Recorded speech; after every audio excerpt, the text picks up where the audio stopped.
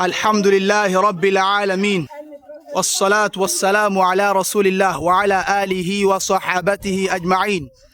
أيها المتبرع المحسن، كما تشاهدون لا زلنا في جمهورية بنين، وذلك عند افتتاح مشروع حفر بير صدقة جارية. رقم البير 64 على المتبرع فاعل خير أبو عبد الله من المملكة العربية السعودية، تنفيذ مؤسسة رحمة الإنسانية للمجتمع، المكان قرية أسولة، التاريخ العام 1447 الهجري الموافق 2025 الميلادي.